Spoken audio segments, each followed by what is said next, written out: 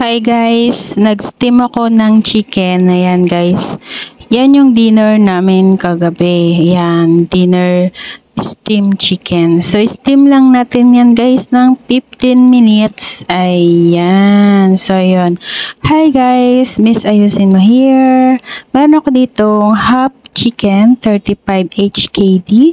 So, yun guys, minarinate na natin to ng oyster sauce, sugar, salt, black pepper, dark soy sauce, cornstarch, little bit nor, chicken, and then yung ating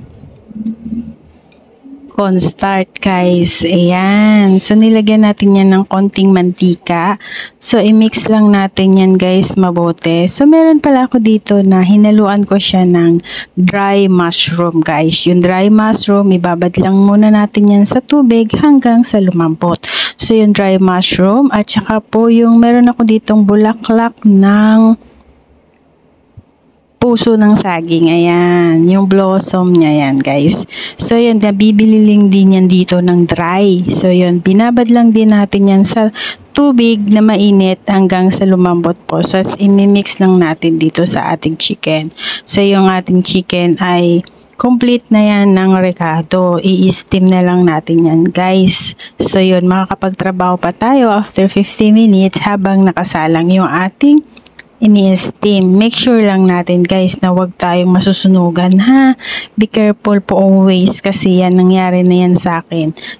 Wala ko sa sarili ko at stress ako dahil sa Pilipinas. So kailangan lagi na yung pag may sinasalang o niluluto sa kalan, sa kitchen, ay lagi tayong alert o kaya magpatunog tayo ng mga timer na tututututut gumagano para maririnig natin kung mabibisi na tayo sa paglilinis na ating bahay. Yan, bahay ng ating mga amo. So, yun. Ayan guys, so na-steam na natin yan guys. So, na-mix ko na yan mabuti ng meron pang bawang, nilagyan ko yan ng bawang, minced garlic, tapos hiniwang sibuyas yan, meron din. Yes, luya.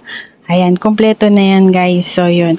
Magpakulo tayo ng tubig and then yung kulong-kulo na guys. So, yun. Meron tayo dito yung patungan niya. Ayan, para hindi siya lubog sa tubig. At pag-steam natin ay 15 minutes lang guys. Kailangan kulong-kulo yung tubig bago natin ilagay yung ating chicken. So, ayan guys. Ready na. Ayan, tinan mo guys. So, luto na yan guys. Yan. I-steam na natin yan guys ng 15 minutes.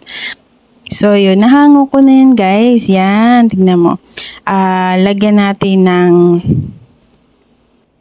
tawag dyan, green onion, yung spring onion. Yan.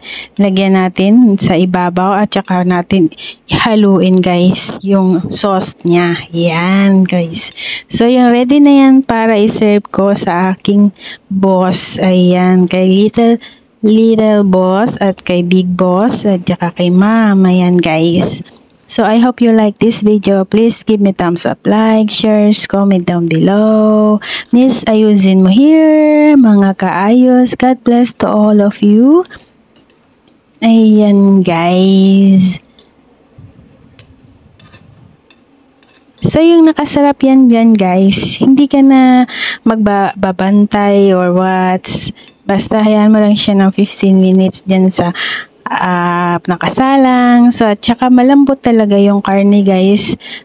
Kesa sa iginigisa, mas maganda talaga.